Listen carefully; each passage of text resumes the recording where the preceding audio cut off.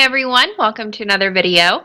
Today I want to share with you the Stamp-A-Ma-Jig. Now I shared this tool in a previous video. I'll leave it linked in the top right hand corner, but I really want to get into what this tool is and how you use it.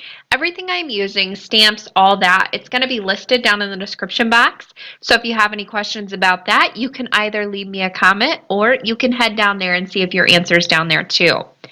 So the first thing I want to do on my card is create my background. I am using a 2-set stamp set from Cracker Box and Susie Stamps. You have the solid and you have the outline. Now Cracker Box and Susie Stamps are wonderful stamps. However, they are rubber. You can't see through them, but that's what makes them so good. You just can't get the detail in a clear stamp that you can in a rubber stamp. So I am using this flower and I'm going to go ahead and first use some Catherine Pooler inks in 2 different colors to stamp out the background with the solid colors. I am using Flirty Fuchsia to start off with, and all I'm doing is inking up the stamp and stamping it down. Again, I'm using the solid stamp. Now I'm going to switch up to a little bit of Lime Ricky and stamp that around as well, just for a nice mix of colors on here. I love a green and purple combination. It's one of my favorites, so that's what I'm going with today. Now on this card I have also masked off a place for my sentiment right there about, oh, I don't know, a third of the way up from the bottom with a piece of painter's tape. That is going to end up being a problem later on. However, I do want to mention that that is why that is there now. I'll show you how I fixed my mistake later. You can see that I am doing a lot of pressing over that tape right now, and I did not de-stick it before I put it down. So just a word of warning, if you are going to do this technique and you want to keep it a 1-layer card, make sure you de-stick your tape. Stick it on your shirt or your arm, something like that, to get a little bit of that stickiness off before you put it down on your card base. So once I have this completely filled up with color, it is time to start stamping the outline. That is where my Stamp-A-Ma-Jig comes into play. This is a tool that has a right angle in it, and you've got this nice plastic square that goes with it. That square is see-through, so that's what you're going to stamp on. I've taken my outline stamp, put it on an acrylic block.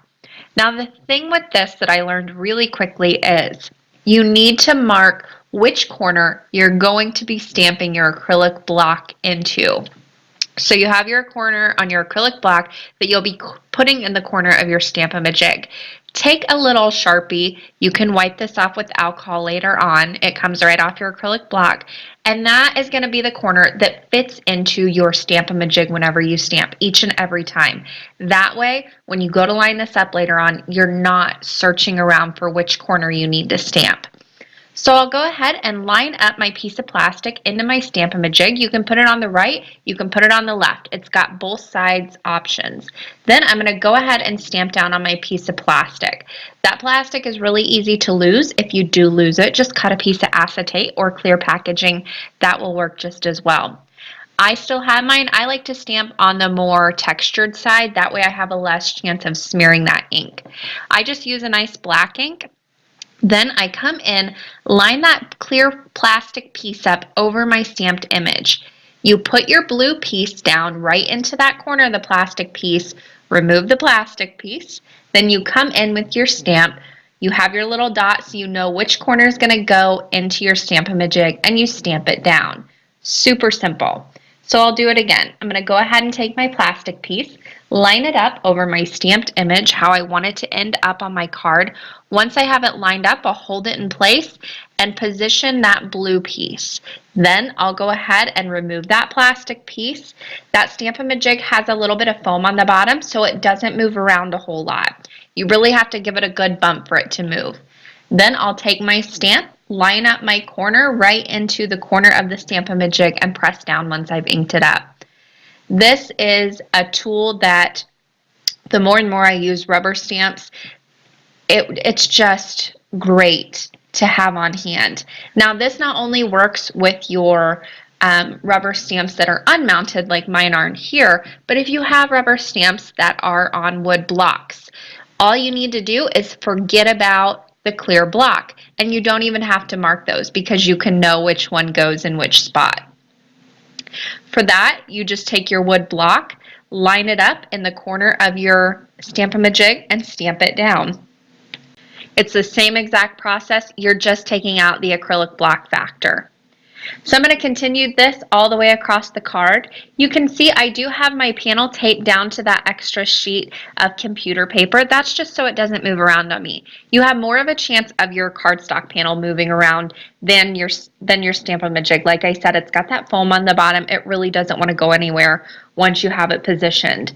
So I like to go ahead and tape my piece of cardstock that I'm working on down to my work surface. And then I can just position my Stamp-A-Ma-Jig, and I know it's going to line up each and every time, and I can use two hands to kind of ink up and all that great stuff.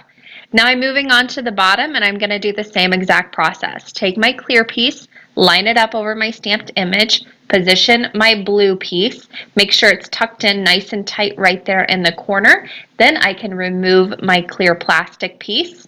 And you can do this as many times as you need to. Here you can see I'm just kind of struggling with the placement of this one a little bit.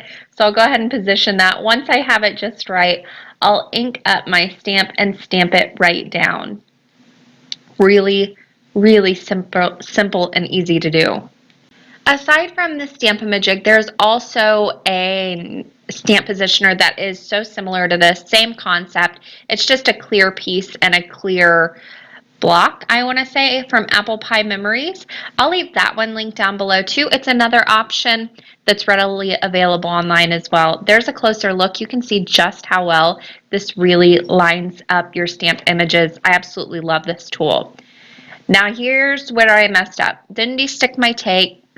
Tried to pull it up, it pulled up half my cardstock with it. It is what it is. Sometimes that happens. That was where I wanted to stamp my sentiment. I can't do that now unless I want it to bleed like crazy on those open fibers of the paper. So instead of chucking this and restarting the whole card, I decided to go ahead and cut that part out. I always try and fix before I throw away. It just is so much simpler. It saves a lot of time. I don't have a whole lot of time to craft. I'm a busy mom. I've got kids to run all over the place and play dates and games and whatnot. So if I can save it, I save it. So I just cut out that piece right in my paper trimmer.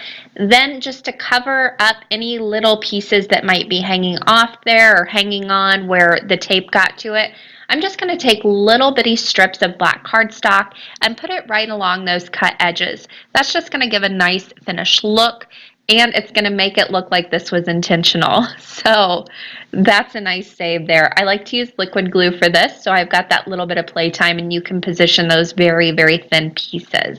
I give it a good hold with my finger, and then I'll go ahead and do the top one as well. So if you have a screw up like I did and say you rip up half your cardstock, try and find a way to fix your panels. I always like to leave in my mistakes to help you figure out ways to fix yours too, because we all make them, everybody. It doesn't matter if you make videos or if you film your process or whatever, everybody makes mistakes. Try and fix them before you chuck out your piece of cardstock. Now once I had those all put together, I went ahead and placed them onto my card base like I want them to appear. So these are going to fit at the top and the bottom. That is just going to give me a nice opening to stamp my sentiment down onto the card base. I like to do this instead of putting everything down because I wanted to pop these panels up with foam, and I didn't want that to get in the way of stamping down my sentiment. I used the Midnight ink from Catherine Pooler to stamp that down. Then again, I'll just use some foam tape and put down those pieces on the top and bottom. Those are full A2 size pieces all the way across. They're 5.5. And then this is an A2 sized side folding card base that I'm using horizontally. There's a closer look at that sentiment. It's one of my favorites. I love the font on this. And I also added some Silver Nuvo drops to finish off this card.